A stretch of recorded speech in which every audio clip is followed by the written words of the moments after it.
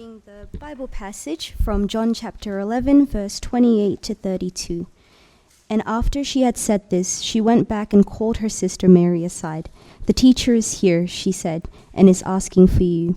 When Mary heard this, and she got up quickly and went to him. Now Jesus had not entered the village, but was still at the place where Martha had met him. When the Jews who had been with Mary in the house, comforting her, noticed how quickly she got up and went out, they followed her, supposing she was going to the tomb to mourn there. When Mary reached the place where Jesus was and saw him, she fell at his feet and said, "Lord, if you had been here, my brother would not have died." 오늘도 우리 함께 서로 인사하면서 우리 했으면 좋겠습니다. 옆 사람 보면서 함께 인사하시겠습니다. 함께 예배함이 기쁨입니다. 아멘. 예, 정말 함께 예배함이 얼마나 큰 기쁨인지 모르겠습니다. 저희들은 지금 계속해서 요한복음 말씀을 묵상하고 있습니다. 오늘 본문 말씀은 요한복음 11장인데 본문 내용에 들어가기 전에 우리가 간단하게 알아야 될 내용 몇 가지만 짚고 넘어가도록 하겠습니다. 일단 요한복음은 전체 몇 장으로 되어 있나요? 21장으로 되어 있습니다. 21장으로 되어 있는데 요한복음을 두 부분으로 나누면 1부와 2부로 나눌 수 있습니다. 요한복음의 1부는 요한복음 1장부터 요한복음 10장까지가 요한복음의 1부입니다. 1부. 그리고 요한복음의 2부는 11장부터 이제 앞으로 저희들이 묵상하게 될 21장까지가 2부입니다. 따라서 오늘 저희들이 함께 나누는 요한복음 11장은 요한복음 2부가 시작되는 첫 번째 내용입니다. 그리고 1부와 2부는 아주 긴밀하게 연결되어 있습니다. 어떻게 연결되어 있냐면 여러 가지 내용이 있지만 7가지 기적으로 긴밀하게 연결되어 있습니다. 참고로 말씀드리면 요한복음 1부에만 6개의 기적이 기록되어 있습니다. 거의 다 몰려있고 마지막 7번째 기적은 2부에 하나 기록되어 있습니다. 기억하실지 모르겠지만 저희들이 약 4년쯤 제가 찾아보니까 2022년경에 요한복음을 한번 묵상했더라고요. 그때 제가 설교하면서 들었던 내용 가운데에 요한복음에는 7가지 표적이 기록되어 있습니다 라는 걸 기억하십니까? 예, 뭐 기억하셔도 되고, 이거 사실은 기억해야 되는 게 10장까지 6개를 우리 다 묵상했거든요. 첫 번째는 2장에 나오는 물이 포도주로 만드는 기적, 그 다음에 4장에 나오는 왕의 신하의 아들을 병을 고치는 기적, 세 번째는 5장에 나오는 38년 된 병자를 고치는 기적, 네 번째 표적은 6장에 나오는 오병이어의 기적, 다섯 번째 기적은 마찬가지로 6장에 나오는 물 위를 걸으신 기적, 또 마지막 6번째 기적은 9장에 나오는 날 때부터 맹인된 사람을 깨우는 기적. 이 6가지 기적이 일부에 집중되어 있습니다. 이 6가지 기적 자체도 그 자체에 굉장히 의미가 있지만 사실은 이 6가지 기적은 오늘 저희들이 다루게 될 7번째 기적을 향하여 초점하고 있다는 것을 알 수 있습니다. 이 6가지 기적의 가장 핵심 내용이 뭐냐 하면 그분은 속죄의 양으로 오신 예수님이다를 밝히고 있는 것이 6가지 기적의 핵심입니다.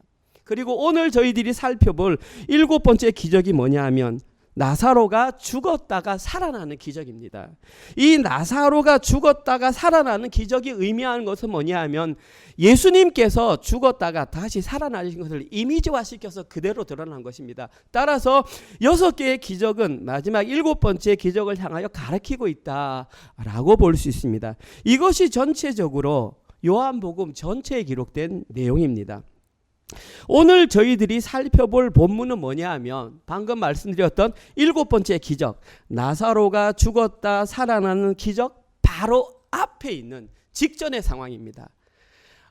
우리 신디 자매가 영어로 굉장히 잘 읽었는데 잘 이해하셨으리라 믿습니다.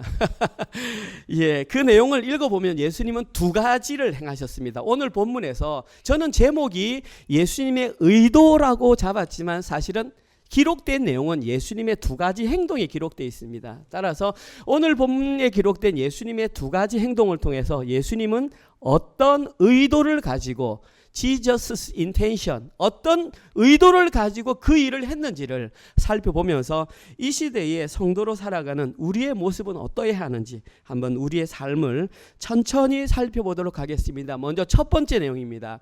오늘 본문에서 예수님께서 행하신 첫 번째 행동입니다. 답은 저기 나와 있고 주보에도 기록되어 있습니다. 첫 번째 내용은 예수님이 행하신 첫 번째, 오늘 본문 28절에서 32절, 우리 신디 자매가 읽었지만 오늘은 제가 한글로 한번 천천히 리마인드 해드리겠습니다. 28절입니다. 이 말씀을 하고 돌아가서, 누가 돌아갔냐 하면 어저께 예수님과 대화를 나누었던 마르다가 돌아갔습니다. 어저께 예수님과 마르다가 대화했습니다. 예수님이 계셨으면 좋았을 뻔했어요. 우리 오빠가 안 죽었을 텐데 예수님이 나는 부활이요 생명이니 나를 믿는 자는 영원히 죽지 아니라 마지막 날에 살 줄은 제가 알겠어요 라고 말하고 끝났습니다. 오늘 본문에 이 말을 하고 돌아가서, 마르다가 돌아가서 가만히 그 자매 마리아를 불러 말하되 선생님이 오셔서 너를 부르신다 하니 마리아가 이 말을 듣고 급히 일어나 예수께 나아가매 예수는 아직 마을로 들어오지 아니하시고 마르다가 맞이했던 곳에 그대로 계시더라. 마리아와 함께 집에 있어 위로하던 유대인들은 그가 급히 일어나 나가는 것을 보고 곡하러 무덤에 가는 줄로 생각하고 따라가더니 마리아가 예수 계신 곳에 가서 배엎고 그 발 아래 엎드려 이르되 주께서 여기 계셨더라면 내 오라비가 죽지 아니하였겠나이다 하더라. 오늘 본문에서 예수님께서 가장 먼저 취하신 행동은 마리아를 자기 앞으로 부르신 것입니다. 이것이 예수님께서 행하신 첫 번째 행동입니다. 어저께 본문에서 마르다에게 내가 부활과 생명의 실체라고 밝히신 예수님은 그 일이 끝나자마자 마르다를 통해서 동생 마리아를 부르셨습니다. 예수님께서 마리아라 오라 했는데 그 말을 듣자마자 마리아는 두 가지로 반응을 합니다. 먼저 오늘 보면 29절에 이렇게 반응합니다. 보십시오. 오늘 보면 29절. 마리아가 이 말을 듣고 급히 일어나 나아갔다 그랬습니다. 사실은 저기 기록된 단어가 다 중요합니다. 급히 일어나 예수께 나아갔다. 먼저 저기 기록된 급히라고 하는 단어 헬라어는 타퀴라고 하는 단어입니다. 말 그대로 그 의미는 지체 없이 당장에 신속하게, 다시 말해서 마리아는 예수님의 말을 듣자마자 당장 일어나서 갔다라는 것입니다.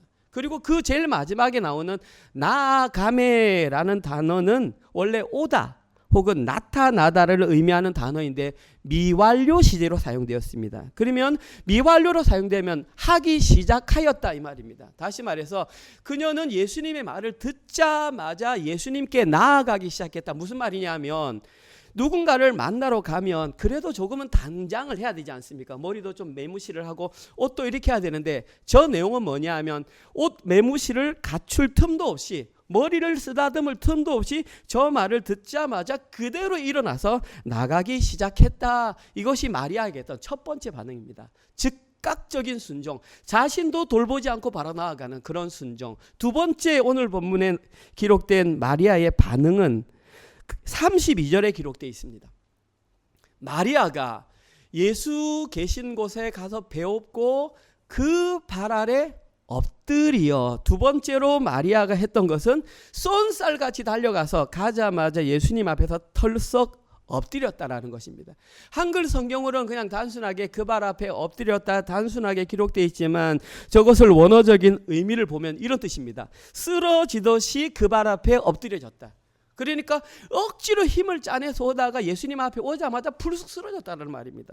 왜냐하면 오라버니의 죽음으로 인하여 마음과 몸이 다 상해 있는 상태에서, 절망적인 상태에서 예수님이 자기를 부르신다. 왜냐하면 유일한 모든 문제의 해결자가 예수님이란 것을 알았기 때문에 예수님을 보자마자 자기 몸을 그대로 맡겨버렸다라는 것입니다. 쉽게 말해서 이것은 분명한 믿음과 결단의 행위였습니다. 마리아는 예수님을 기다렸고 예수님이 자기를 부르신 줄 알자마자 가서 예수님 앞에 자기 자신의 몸을 맡겼습니다. 신앙의 결단입니다.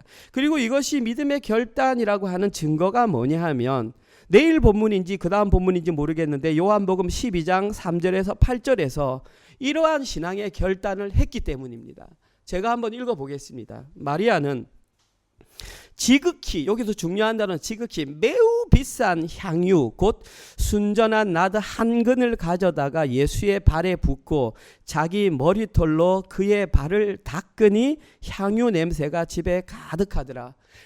아주 비싼 것을 부어서 자기 머리털로 예수님의 발을 닦으니까 온 집안에 향기가 가득한 겁니다. 너무 좋은 일이죠. 그런데 4절에 보니까 제자 중 하나로서 예수를 잡아줄 가롯 유다가 이렇게 말합니다.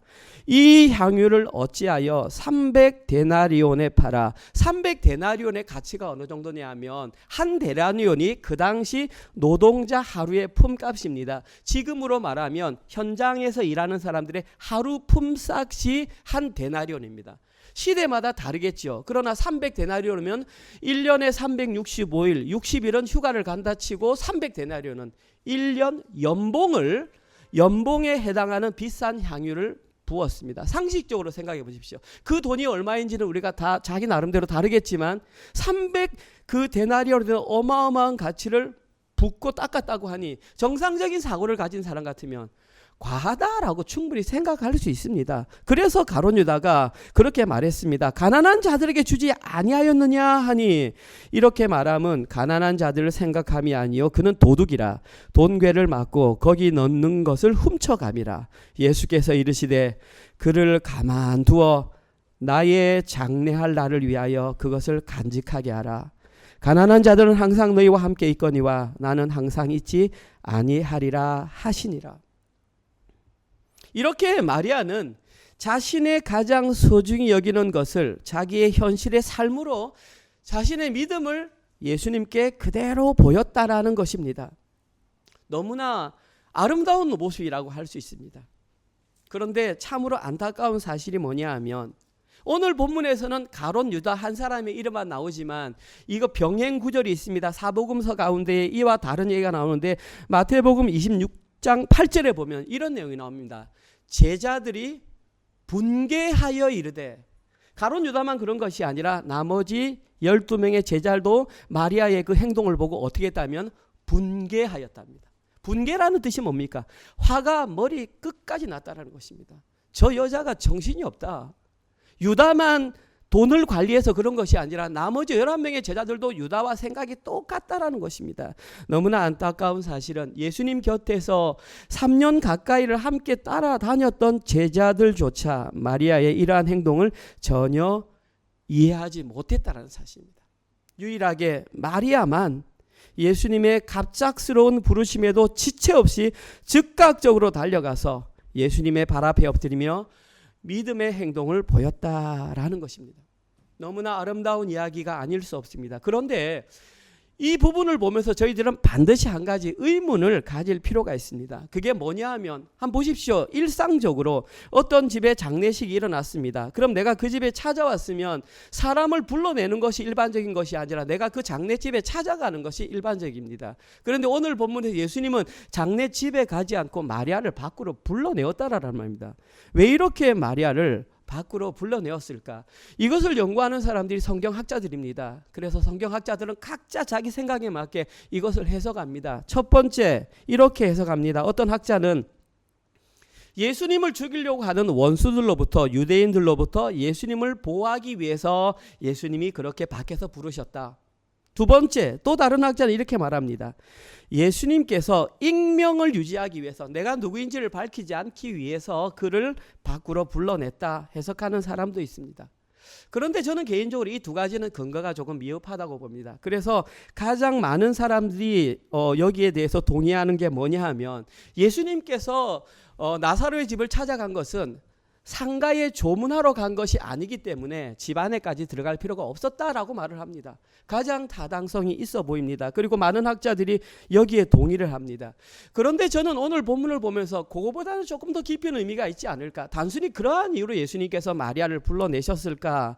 저는 고민하던 가운데 제가 내린 결론은 예수님의 더 깊은 의도가 있다라는 것입니다. 특별히 제자들에게 무엇인가를 가르쳐 주고 싶은 의도가 있었기 때문에 마리아를 밖으로 불러냈다라는 것입니다. 그리고 그것이 예수님이 알려주고 싶은 깊은 의도가 뭐였냐면 누가 진짜 예수님의 양인지를 제자들에게 십자가 달려 돌아가시기 전에 다시 한 번 더 알려주셨다는 것입니다. 누가 진짜 예수님의 양인지 한번 봐.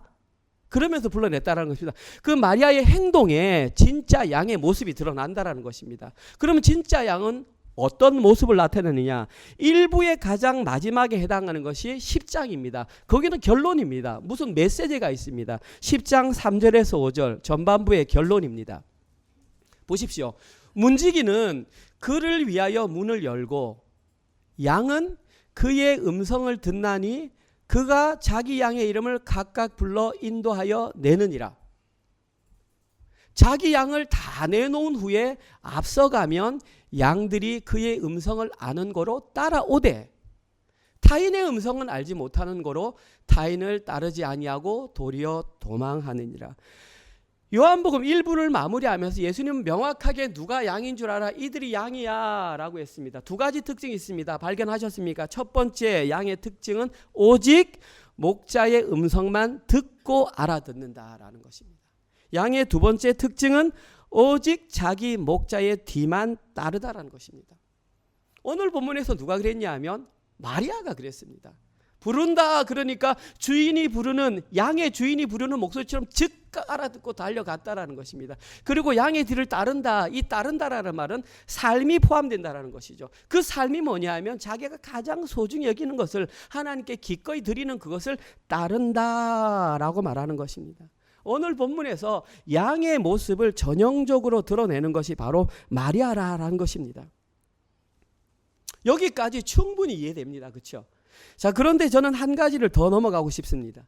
자, 그러면 누가 진짜 양인지를 사실은 이러한 모습만 보고는 분별하기가 힘들다라는 것입니다. 예수님의 뒤를 따르는 진짜 양들에게는 그들에게만 나타나는 독특한 특징이 있다라는 것입니다. 그 특징이 어디 기록되어 있냐 하면 그러니까 금요일 토요일 본문에 기록되어 있었습니다. 11장에 그들의 특징이 기록되어 있었습니다. 먼저 금요일 묵상한 본문을 한번 생각해 보십시오. 어떤 내용이 있냐면 예수님께서는 나사로가 죽을 병이 들었다는 소식을 들었습니다. 한번 보십시오. 상식적으로 누군가 병이 들었습니다. 그런데 나에게는 치료할 능력이 있습니다. 그러면 즉시 달려가는 것이 일반적입니까? 안 가는 것이 일반적입니까? 당연히 달려가는 것이 일반적인데 예수님은 거기에 무려 이틀을 더 머무셨습니다. 자, 들었습니다. 고치려면 달려가야 되는데 안 갔습니다. 이틀을 더 머무셨습니다. 그리고 제자들에게 뭐냐 하면은 자는 나사로를 깨우러 가자 그랬더니 제자들이 잠자면 깨어나겠네요 그랬더니 죽은 것이다 이 말입니다. 다시 말해서 예수님은 나사로가 죽은 걸 확인하고 출발하셨다는 얘기입니다. 상식으로 도저히 이해가 안 됩니다. 지난주 설교 내용대로 한다면 인과 율로는 풀 수가 없습니다. 우리는 이 생을 살아가면서 원인이 있으면 결과가 있으니까 그렇겠지라는 삶으로 평생을 살아왔고 진리를 모르면 앞으로도 평생을 그렇게 살아갈 수밖에 없습니다. 그런데 예수님은 그 진리를 정확하게 가르쳐 주십니다. 아니야, 그렇게 살면 안 돼. 자, 봐봐. 지금 뭐라고 말씀하시냐 하면 마리아가 이해하지 못할 행동을 예수님은 지금 하신다는 것입니다. 그런데 이런 상황 가운데서도 마리아는 예수님이 오셨다는 말을 듣자마자 서운해요, 예수님. 이런 말을 한 것이 아니라 즉시 달려갔다라는 것입니다. 즉시 달려가서 자기의 삶으로 다 드러내었다는 것입니다. 이것이 예수님의 양에게서 나타나는 독특한 특징입니다. 일반 상식으로는 이해할 수 없는 그 모든 것들까지도 순종하고 나아가는 모습이 그들에게 나타난다는 것입니다. 마리아는 예수님의 부르심에 즉각적으로 순종했던 것입니다. 물론 그렇다고 해서 마리아가 완벽한 믿음을 가졌느냐 그렇지는 않습니다. 32절 후반절에 보면 이렇게 나옵니다. 마르다가 말했던 것과 똑같이 말합니다. 조금 더 일찍 왔으면 우리 오빠가 살지 않았을까요? 아쉬움과 약간의 원망의 마음이 있었지만 그렇다고 해서 마리아의 전체 믿음이 흔들린 것은 아니라는 사실입니다. 마리아는 예수님이 그렇게 행동하신 데에는 그만한 이유가 있을 것이라고 믿었던 것입니다. 이것이 바로 진짜 양의 모습이라는 것입니다. 진짜 양은 상식적으로 이해가 되어서 그렇구나 그래서 믿어야지가 아니라 내 생각을 뛰어넘어서 상식적으로 이해가 되지 않는다 할지라도 그분의 뜻에 따르는 그 믿음을 가진 사람이 예수님의 진짜 양이라는 것입니다. 그리고 이들이 바로 누구냐 하면 예수님의 의도를 파악한 사람들입니다. 예수님의 의도를 자기의 논리로 파악하는 것이 아니라 예수님은 그러하신 분이야 라는 것을 의도를 파악하며 따르는 자들에게서 그런 모습이 나타납니다. 하나님은 지금 이 시대에도 그러한 사람을 찾고 계십니다. 똑똑하고 논리적이고 판단적인 사람을 찾는 것이 아니라 이성적으로 이해가 되지 않더라도 그를 신뢰함으로 그를 기꺼이 따를 수 있는 그런 양을 찾고 계신다는 것입니다. 안타까운 사실은 아직까지 제자들에게는 그만한 실력이 없었다라는 것입니다. 이러한 이유로 오늘 본문에서 예수님은 제자들에게 이것을 보여주시기 위해서 마리아를 구태여 밖으로 불러내셨습니다. 그리고 누가 진짜 양인 줄 알아? 알려주셨습니다. 이것이 진짜 예수님이 오늘 본문에 기록된 첫 번째 의도입니다. 오늘 본문에 기록된 두 번째는 예수님의 두 번째 행동입니다. 예수님은 또 다른 두 번째 행동을 하십니다. 물론 여기에도 예수님의 의도가 숨겨져 있습니다. 예수님의 두 번째 의도는 33절에서 37절에 드러납니다. 제가 읽겠습니다. 예수께서 그가 우는 것과 또 함께 온 유대인들이 우는 것을 보시고 심령에 비통히 여기시고 불쌍히 여기사 이르시되 그를 어디 두었느냐 이르되 주여 와서 보옵소서 하니 예수께서 눈물을 흘리시더라. 이에 유대인들이 말하되 보라 그를 얼마나 사랑하셨는가 하며 그중 어떤 이는 말하되 맹인의 눈을 뜨게 한 이 사람이 그 사람을 죽지 않게 할 수 없었더냐 하더라. 오늘 본문에서 예수님께서 두 번째로 행동하신 것은 눈물을 흘리신 것입니다. 예수님은 눈물을 흘리셨습니다. 특별히 35절에 예수께서 눈물을 흘리시더라. 34절에서 마리아에게 나사로가 어디 있느냐를 물으신 후에 마리아와 함께 그곳에 가셔서 마리아의 죽음 무덤 앞에 서서 나사로의 무덤을 확인한 이후에 예수님은 눈물을 흘리셨습니다. 저기에 기록된 눈물에 흘리다라는 단어가 아주 독특한 단어입니다. 다크리오라고 하는 단어입니다. 신약 성경에는 눈물을 흘리다라는 단어가 6개가 있습니다. 다크리오를 포함해서 6개입니다. 참고로 들어주십시오. 클라이오, 오디오마이, 드레네오, 알랄라조, 스테나조 이 모든 단어가 눈물을 흘리다, 울다, 슬퍼하다 이런 단어입니다. 그런데 오늘 본문에서는 특별히 다크리오라고 하는 이 단어가 사용되었는데 이 단어가 부정과거 시제로 사용되어서 눈물을 흘리기 시작하였다. 물론 이것도 특징이지만 진짜 큰 특징이 뭐냐 하면 이 다크리오라는 단어가 신약 성경에 오직 이곳에 단 한 번만 사용되었습니다. 예수님께서 눈물을 흘리셨다라는 여기에 이 단어가 딱 한 번 사용되었다. 저는 잘 모르겠지만 아마도 사도 요한은 오늘 본문에서 흘리신 예수님의 눈물이 다른 본문에서 흘리신 눈물과는 조금 확실하게 구별이 된다라는 의미로 이 단어를 사용하지 않았을까 저는 그렇게 생각을 합니다. 또한 이 예수님의 눈물을 통하여 저희들이 분명하게 발견할 수 있는 한 가지 중요한 진리가 있습니다. 그것은 뭐냐 하면 이 내용을 통해서 저희들이 너무나 잘 알고 있는 예수님의 성품을 알 수 있습니다. 예수님은 100% 하나님이십니다. 뿐만 아니라 예수님은 100% 사람입니다. 예수님은 완전한 사람으로서 자기의 사랑하는 자의 죽음에 대해서 공감하며 함께 눈물을 흘릴 수 있는 그분이 바로 예수님이라는 것을 오늘 본문을 통해서 명확하게 알 수 있습니다. 목사님 그게 뭐 그래 중요하나요? 눈물을 흘릴 수 있고 안 흘릴 수 있고 중요한 이유가 뭐냐 하면 그 당시에 요한 사도가 활동하던 시대에 교회를 가장 혼란하게 하던 이단이 있었는데 그 이단이 뭐냐면 바로 영지주의라고 하는 이단입니다. 영지주의가 주장하는 것이 뭐냐 하면 육체는 더럽고 영은 깨끗한 것이다. 그래서 그들은 예수님의 성육신을 인정하지 않습니다. 어떻게 거룩한 하나님이 더러운 사람의 몸을 입고 아니고 그거는 그러한 모습으로 드러난 거야. 도케이즘 그냥 그렇게 보였던 거야. 이걸 뭐라고 말하냐면 가현설이라고 합니다. 그런데 이 본문으로 말미암아 예수님이 진짜 인간의 몸을 입고 오셨다는 것이 명확하게 증명이 되었습니다. 그렇게 예수님은 눈물을 흘리셨습니다. 동일한 내용으로 한 가지 의문을 가질 수 있습니다. 예수님이 100% 사람이라고? 오케이. 그럼 예수님이 100% 하나님이시라고? 오케이.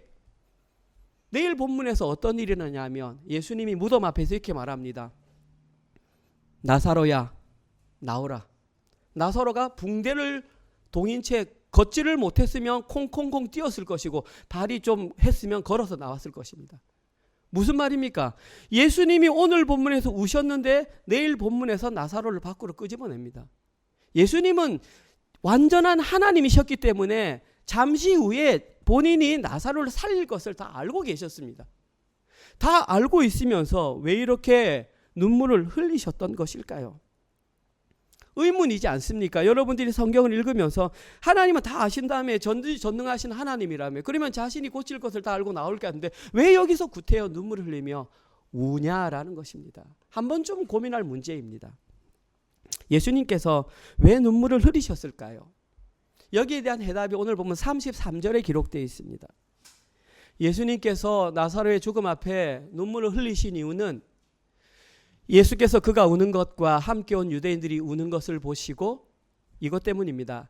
심령에 비통히 여기시고 불쌍히 여기셨기 때문에 예수님은 우셨습니다. 이것이 오늘 본문에 기록된 정확한 이유입니다. 심령에 비통히 여기시고 불쌍히 여기셨기 때문이다. 여러분들이 우리는 다 한글을 쓰기 때문에 저 의미를 파악해 봅시다. 심령에 비통히 여기고 불쌍히 여기는 마음이 뭡니까? 마음이 조금 짠하다는 거죠. 마음이 아팠다라는 거죠. 영어에는 이렇게 되어 있습니다. NIV 성경에는 He has deeply moved in spirit and troubled. 마찬가지입니다. 그는 마음속에 어떤 감동과 큰 고통이 있었다라고 NIV 성경도 해석하고 있습니다. 한글 성경이나 NIV 성경 둘 다 공통적으로 마음이 괴롭고 힘들었다라는 것에 초점이 맞춰져 있습니다. 그런데 만약에 저 내용을 그렇게만 해석한다면 원어를 상당히 곡해한 해석이라고 볼 수 있습니다. 왜냐하면 저기에 기록된 심령이 비통히 여기다라는 단어가 뭐냐면 엠브리마오마이라고 하는 단어입니다. 들으시면 됩니다. 엠브리마오마이라고 하는 단어의 뜻이 뭐냐 하면 매우 분노하다. 아주 화를 내다 이런 뜻입니다. 그러니까 심령의 비통이 여겼다, 마음이 아프다가 아니라 화가 났다. 극도로 화가 났다. 아까 제가 말씀드렸던 엠브리마오마이라고 하는 단어 어원이 어디서 나오냐면 말의 코에서 콧김이 화가 나가지고 말이 막 어떨 줄 몰라가지고 코에서 콧김이 나오는 거기서 그 단어가 나왔습니다. 다시 말해서 지금 예수님은 마치 말이 코에서 콧김을 내듯이 거칠게 몰아대는 그와 같은 분노 때문에 우셨다. 이것이 원어에 기록된 정확한 의미입니다. 그러면 다시 물어야겠죠. 왜 예수님은 그렇게 말이 콧김을 내듯이 그 거친 화가 나셨을까요? 사실 이제 여기가 가장 오늘 본문 핵심 내용입니다. 저도 잘 모르죠. 그래서 이제 이 본문을 정확하게 해석하시고 권위 있게 해석하신 그분의 도움을 또 받을 수밖에 없습니다. 지난주 소개시켜드렸던 레이몬드 브라운이라고 하는 저명한 학자는 이것을 이렇게 해석을 했습니다. 예수님은 잘 보이시는지 모르겠습니다. 단순히 나사로를 잃어서 우신 것이 아니라 인류를 장악한 죽음의 통치력과 그 앞에서 절망하는 인간의 불신에 대해 강력하게 항거하시며 무덤으로 향하신 것이다. 쉽게 한마디로 요약하면 예수님께서 화가 나신 이유는 두 가지입니다. 첫 번째, 죽음이라는 존재가 왕노릇하면서 거만하게 사는 모습을 볼 수 없다는 것입니다. 두 번째, 그 죽음이라는 존재 앞에 굴복하며 살아가는 인간의 모습을 보면서 화가 나셨다는 것입니다. 결론적으로는 두 가지입니다. 사실은 죽음이 가장 두렵지 않습니까? 우리 이 땅을 살아가면서 다 가장 많은 두려움을 느끼는 것이 죽음인데 그 죽음이라는 존재가 사람 앞에서 왕노릇하면서 당당하게 살아가는 모습을 예수님이 바라보니까 화가 나기도 하고 기가 차기도 해서 예수님은 너무나 분노한 마음으로 눈물을 흘리셨다라는 것입니다. 그런데 너무나 감사하고 너무나 감동적인 것은 저희들은 이미 결과를 알고 있다는 사실입니다.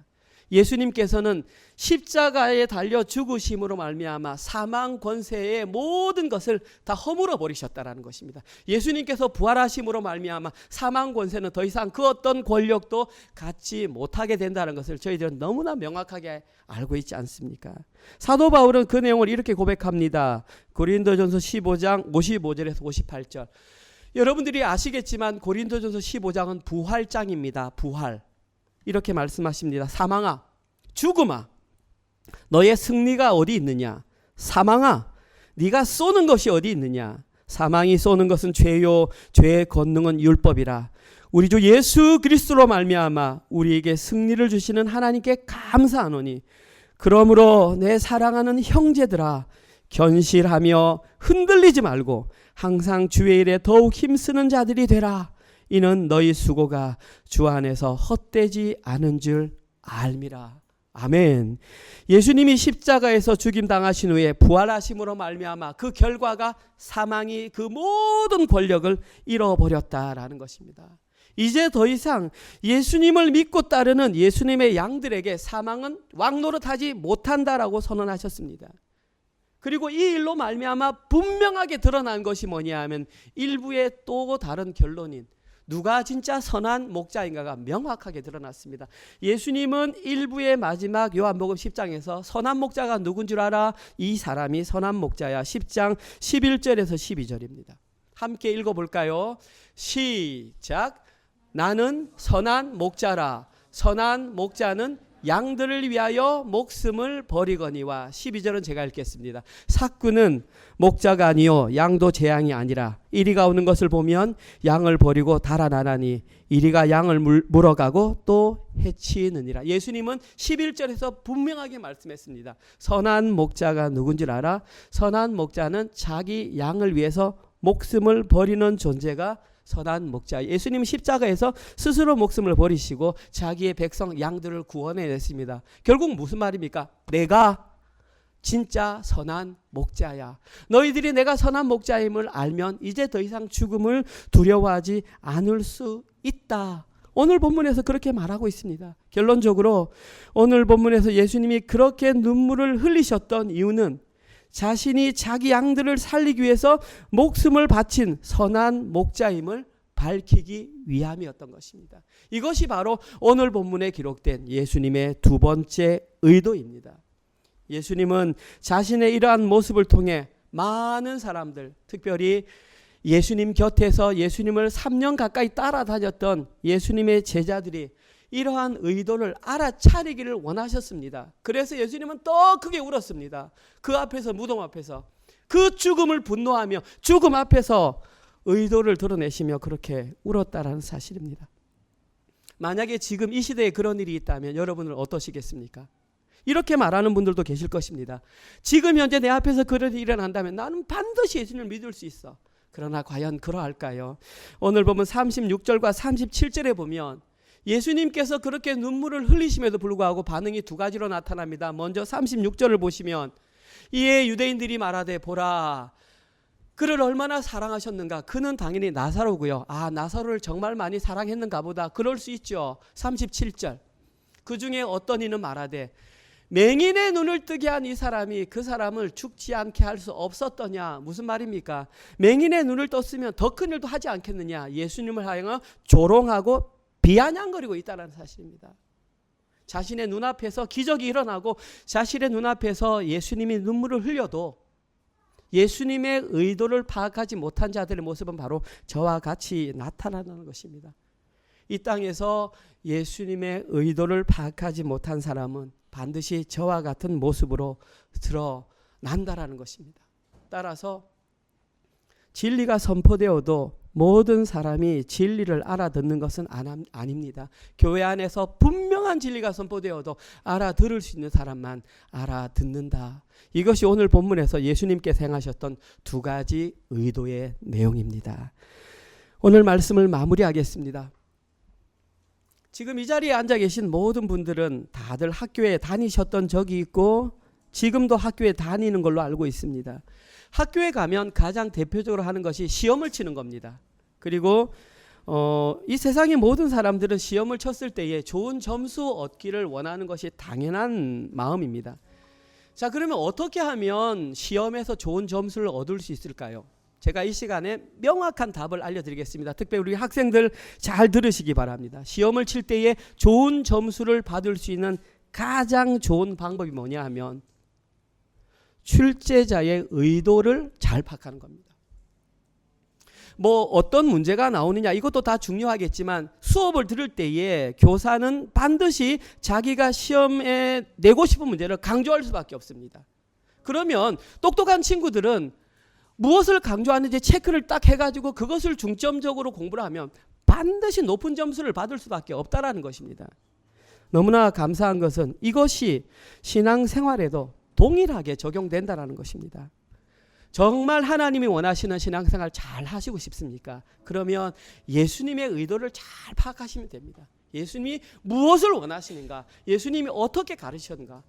너무 감사한 것은 오늘 본문에서 두 가지를 분명하게 가르쳐 주셨습니다. 첫 번째, 오늘 본문에서 예수님께서 가르쳐 주신 첫 번째 의도는 마리아를 부르시면서 누가 진짜 선한 양인지 아니? 누가 진짜 선한 목자의 양에 해당되는 줄 아니? 분명한 의도를 말씀하셨습니다. 두 번째 의도는 사람들 앞에서 눈물을 흘리심으로써 누가 진짜 선한 목자인지를 분명하게 알려주셨습니다. 이러한 출제자의 의도를 파악하고 신앙생활하면 우리는 예수님이 원하는 신앙생활, 예수님이 기뻐하시는 신앙생활을 할 수밖에 없습니다. 그러면 점검하는 방법도 알려드리겠습니다. 내가 그 의도대로 잘 살아가고 있는지 한번 자신의 모습을 점검해 보시기 바랍니다. 첫 번째, 예수님의 양에게서 나타나는 가장 독특한 특징이 뭐냐 하면 일반 상식의 틀에 매여서 신앙생활하지 않는다라는 것입니다.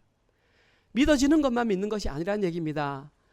이것이 상식적으로는 좀 이해가 되지 않는데 왜 나에게 이런 일이 왔지? 좀 해석이 안 되는데 하나님께서는 그런 이유가 있었을 거야 라고 받아들이는 그자가 진짜 예수님의 양이라는 것입니다. 두 번째는 이제 더 이상 사망의 권세를 두려워하지 않는다는 것입니다. 세상의 모든 것이 우리를 두렵게 한다 할지라도 특별히 사망의 권세를 무력화시킨 그 주님을 의지하며 사망을 두려워하지 않는다라는 것입니다. 만약에 저희들의 모습 가운데 이 두 가지가 나타난다면 저희들은 신앙생활 잘하고 있는 겁니다. 하나님께서 원하시는 예수 그리스도를 머리로 하는 교회가 되는 것입니다. 그런데 이 두 가지가 아니라 똑같이 따지고 똑같이 점검하고 죽음을 두려워하고 죽음을 두려워한다는 의미로 돈 없는 것을 두려워하고 미래가 불안한 걸 두려워하고 배우자를 위해 두려워하고 그렇게 살아간다면 아직까지 우리는 하나님의 의도를 제대로 파악하지 못했다는 것이죠. 반대로 적용하면 우리는 훌륭한 신앙생활을 할 수 있다는 것입니다. 오늘 본문을 통해서 예수님은 우리에게 분명한 이 두 가지를 알려주셨습니다. 따라서 이번 한 주간 동안도 이해할 수 없는 일들이 발생하는 상황 속에서도 출제자이신 예수님의 의도를 잘 파악하여 그들에게만 나타나는 두 가지 모습을 잘 드러내셔서 우리 인생에 주어진 문제들을 잘 해결해 나가시는 모든 분들 되시기를 주님의 이름으로 축원드립니다. 아멘. 주님 감사합니다. 요한복음 1부를 마감하는 시점과 요한복음 2부를 새로 시작하는 시점 가운데에 명확하게 성도가 어떠한 삶을 살아야 하는지 그 분기점을 알려주시니 감사합니다. 사랑하는 우리 은혜로 모든 성도들은 예수님의 의도를 분명히 파악하며 신앙하는 주님의 양들이 되게 하여 주시옵소서.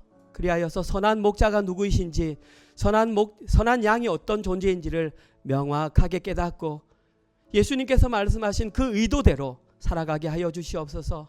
특별히 주어지는 현실이나 상황이 이론적으로 이해가 되지 않고 상식적으로 맞지 않다 할지라도 주님께서 의도를 가지고 그 일을 행하셨음을 인정하며 주님의 의도를 아는 자답게 살아내는 저희들 모두 되게 하여 주시옵소서. 특별히 죽음의 권세를 물리치신 주님을 의지하여 이제는 더 이상 죽음을 두려워하지 말게 하시고 죽음으로부터 파상된 모든 것들로부터 자유와 해방을 경험하는 사랑하는 성도들 될 수 있도록 인도하여 주시옵소서.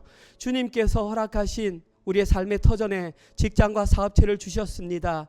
하나님 그 사업체를 통하여 또 하나님께서 우리에게 물질을 은혜로 주셨는데 그것이 은혜인 줄 알게 하시고 하나님께 은혜로 돌려드립니다. 하나님 이제는 더 이상 물질의 종으로 살아가지 말게 하시고 물질을 잘 다루어 물질을 다룰 수 있는 우리 모든 성도 될 수 있도록 인도하여 주시옵소서.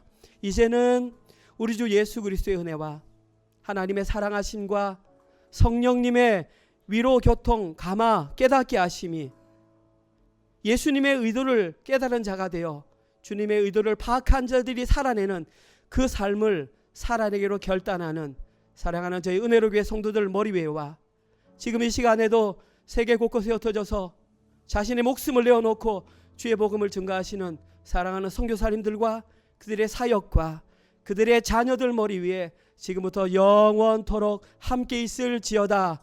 아멘.